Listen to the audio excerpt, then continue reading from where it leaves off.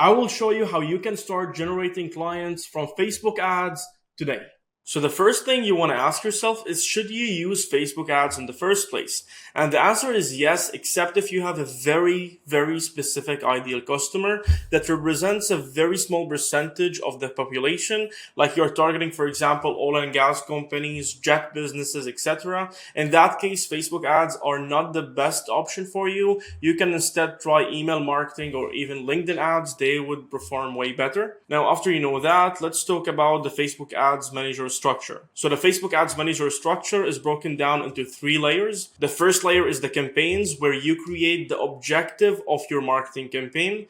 The second one is the ad set, where you create the targeting of your marketing campaign. And the last one is the ads, where you create the promoted content and the call to action of your marketing campaign. Now, let me explain to you how Facebook ads targeting works. Facebook targeting works with interests and behaviors. So to create a successful marketing campaign on Facebook, or to be honest, to do any form of marketing successfully, you need to at least know your ideal customer age, gender, interests, and digital behaviors. If you don't know this, you cannot do not only Facebook ads, but to be honest, any form of marketing. So you want to take a step back and reanalyze your ideal customer more in depth and make sure you understand who's your ideal customer.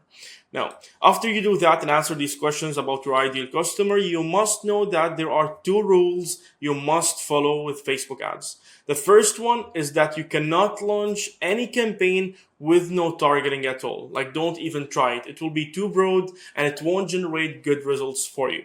The second rule is that do not stack interests in one ad set on top of each other. So when you create a new campaign and you're doing the targeting on your first ad set, you will see that you will be able to add multiple behaviors and interests at the same time, but that is not a good option. So what you need to do instead is create a separate ad set for each interest or behavior, because that will allow you to know which one is performing better and which one is generating most of the results. Now, also you need to know that there's no ideal audience size on Facebook. However, do not go under 200,000 unless it is a retargeting campaign. Why don't go under 200,000? Simply because that would be a very small audience for Facebook ads and you are not leaving enough room for the pixel to optimize. Now, as you know all of this now, let me show you live from the ads manager how I set up my own campaigns. So once you open the ads manager and you want to create a new campaign, you just hit create. And it will take you to this page where you want to choose the objective of your campaign. If you choose awareness, it's simply to generate more brand awareness, it's more reach, or even video views. If you choose traffic, it will be to generate more traffic for your Instagram page, landing page, or website. And engagement is simply to generate more likes, comments, followers, for example, video views, messages, etc. And leads, it's for lead generation. App promotion, it's just to drive more people to install your app. And sales is used for a purchasing goal or even to book a meeting. For example, you take the traffic to a calendar and then people schedule a meeting with you. Then you also use sales and a conversion goal. So in this example, we will use leads. We hit continue. After we do that, then we need to choose the campaign setup. Always go with manual campaign because you will have more control over your campaign setup. Then we hit continue. And here you have it. Your campaign is created. Now, as you can see here, we have 3 levels. Level 1 is campaign, level 2 is ad set, and level 3 is ads. We want to start with the campaign level. The only thing you want to do here is scroll down till the end and turn on advantage campaign budget. Why do we turn this on? Because this will distribute your budget across multiple ad sets and it will feed the ad set that is generating most of the results, most of the budget. So enabling this will allow you to maximize the amount of results you're getting from your spending. So after you do that, then you want to go to the ad set level. The first thing you want to do is choose your conversion location. For example, you can use a website, which is a website or a landing page. Instant forms are the forms built in Facebook. Messenger, or just a Facebook Messenger. You have instant forms and messengers. You have Instagram account, which is the DMs. And then you have calls where the leads can call your business immediately. The best 2, to be honest, that we recommend always are instant forms or websites, basically landing pages. For this example, we will choose instant forms. After we do that, we just scroll down. You can leave everything the same and you want to go for the targeting. you won't be able to see the targeting initially. So you want to scroll down and switch to original audience option. After you do that, use original audience, and then you will be able to see the targeting. Now, the first thing we want to do is check the location if it's correct. For example, I'm currently in Dubai, so it's United Arab Emirates. Let's change this to United States. So here we go. We choose the location. Now after that, we choose the age of our ideal customer. So let's say I'm targeting people that are over 30. So I choose over 30 and I want them on 55 or younger. So I choose 55 as the maximum. Then also you can edit the gender if you want to. And the most important part of this all is the detailed targeting. Here's where you add your targeting, the interests or behaviors of your ideal customer. So let's say I want to target the people that opened a new business in the last 6 months. So I will just add new active business, and you can see 6 months, less than 6 months. And after you select your targeting or behaviors, you want to scroll down and turn this off. So this basically allows Facebook to reach people beyond your detailed targeting, and you don't want that to happen because it's not that good. You want to reach the people within your detailed targeting. Now, after we choose who we want to target, let's now choose the people that we do not want to target. We don't want them to see our ads. And here's where we add an excluded audience. So we click on this and exclude people who matches. For example, let's say I want to exclude people that are looking for work, unemployed. I can go with unemployed also, employed, looking for work. And I can go with also an interest that is job hunting. So anyone that is interested in job hunting. After we do that, then now I'm targeting people that are in the United States, over 30 and under 55, all genders. And I'm targeting the people that have a new active business for less than 6 months.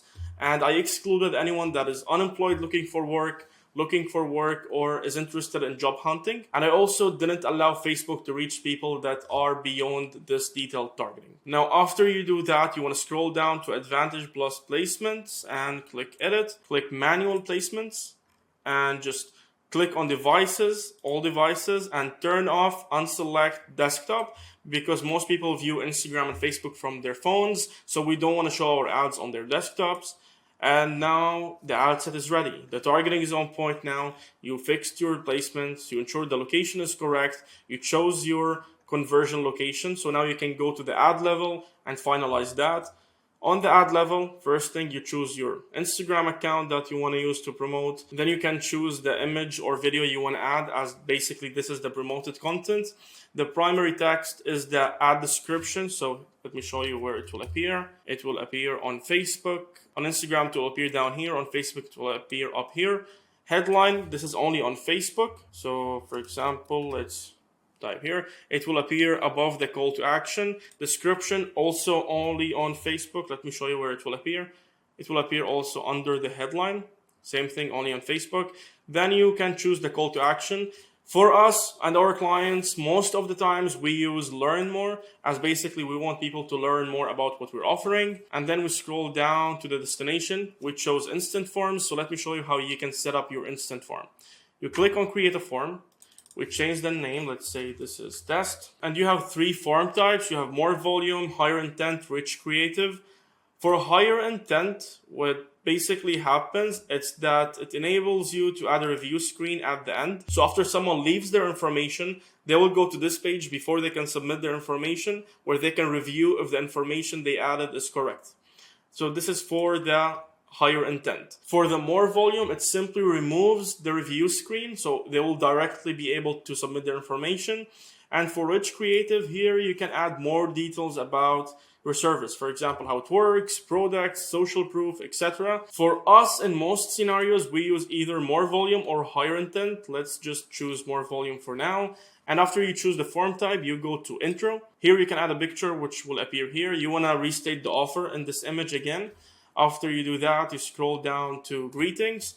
Here you add the hook. Now, why are we adding the hook? Because most people, when they're viewing, let's say your video ad, they won't complete the full video. They're only watching approximately 10 seconds of your video. So what got them interested in the first place is the hook itself. So when you restate the hook in the headline, it triggers again their interest, which will increase the conversion rate of your form. So after you add the hook here, you can add a paragraph where you talk about the benefits. It will appear under the hook. Or you go to lists. If you don't want to add a paragraph, you add, like, for example, benefit 1, 2, 3, 4, and it will appear here. Now, after you do the greetings, you go to questions. Let's say we want to ask them for their email, full name, and you click on add category, you go to contact fields, and you add phone number, for example. After you do that, let's go to the most important section of this all. It is the custom questions. So what this enables you to do, you will add a question on the form before the lead can submit their information. Let me show you how that works. So you have multiple options. Let's just go with multiple choice for now. That's what we choose most of the times. So let's say we're targeting people that have an active business. So we can ask, do you have an active business? Question mark. Of course, this is a very simple question. You want to be more specific as you will know your ideal customer more. And the answers, let's go with yes. And also let's go for no. So basically now anyone that opens your form, they need to answer this question before they can submit their information. Now, after you add the question, you want to add this conditional logic. Let me show you what this does. Let's turn it on.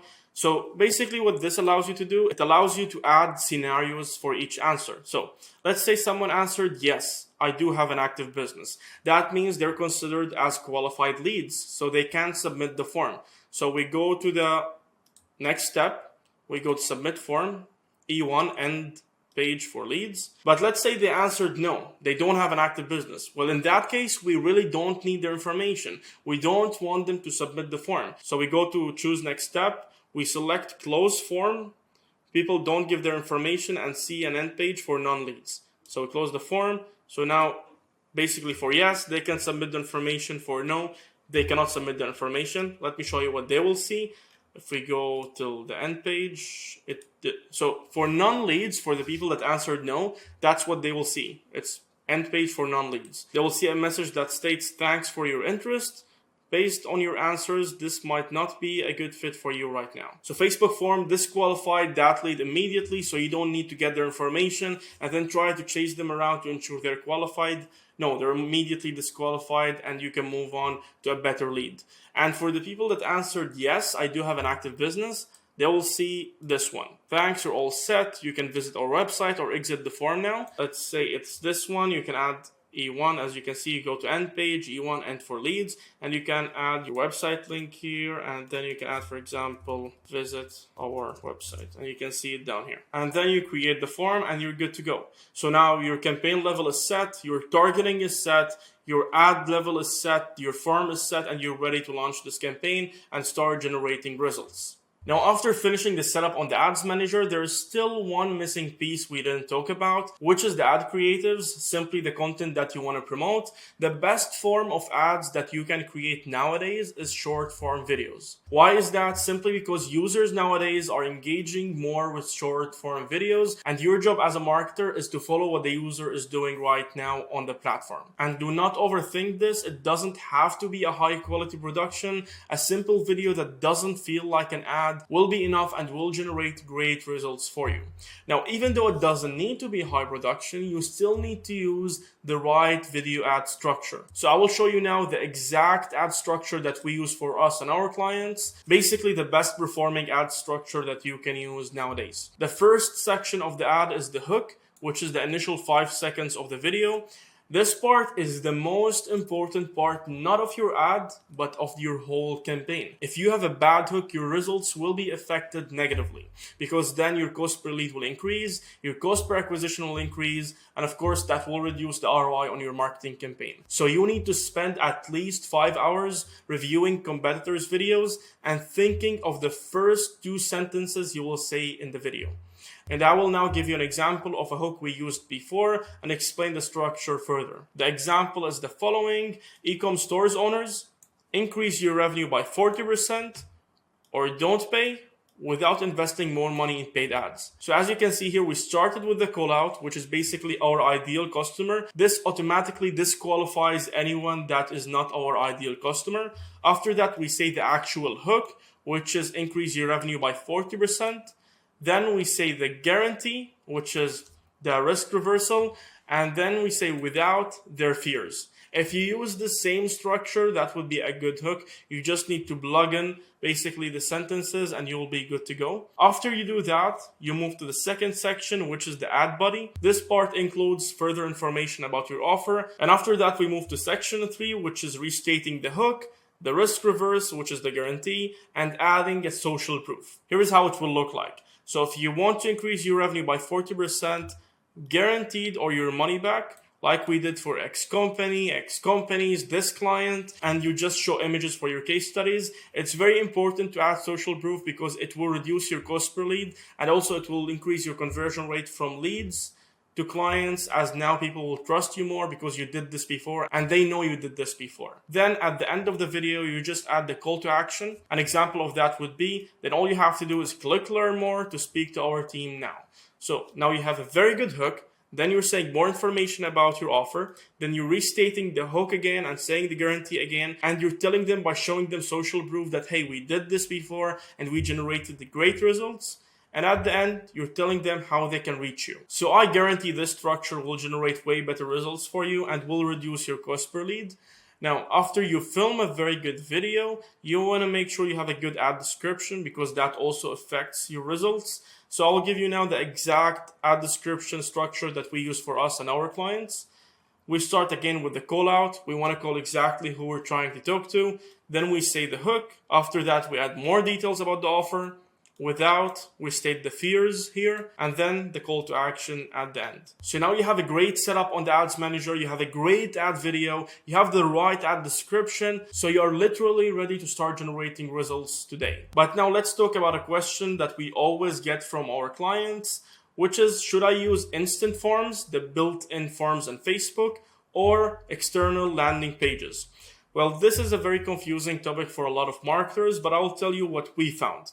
We found that Facebook forms in most countries gets you leads at a lower cost, but the quality of the leads information and the intent of the leads is way lower than landing pages. So from a marketing standpoint, forms generate better results because they generate more leads at a lower cost. However, from a sales standpoint, landing pages are better because they offer a better conversion rate from leads to clients. So let me tell you why the quality of the lead information on instant forms is way lower than landing pages. Because most people have Facebook from years ago. And when they open the instant form, Facebook autofills the information they have on their Facebook to the form itself and they just submit it. So the contact information you're getting from Facebook in most scenarios is very outdated. However, on the landing page, they need to manually enter their phone number, email, and first name. And regarding the intent lower on instant forms, simply because it's very easy to submit a form on Facebook. They just click learn more and submit. Basically, they don't need to go through any extra steps. But when you're using landing pages, they need to go through multiple extra steps to actually submit their information. So it's more intentional. That is why, as I told you, landing pages offer a better conversion rate from leads to active clients. So if you're searching for a short answer, landing pages will generate a better ROI for you, even though the cost per lead in most scenarios will be higher than instant forms. So right now you're ready to launch your campaign and start generating results today. And also, if you want to download this document and use it as a reference when you're setting up your ads, I will also add a video of me setting up our own ads from the ads manager. All you have to do is click on the link under this video and download it. If you want the exact marketing system that we use to schedule 213 qualified sales meetings a month, then all you have to do is click on the link under this video and it will take you to a free training where I reveal the exact marketing system we use.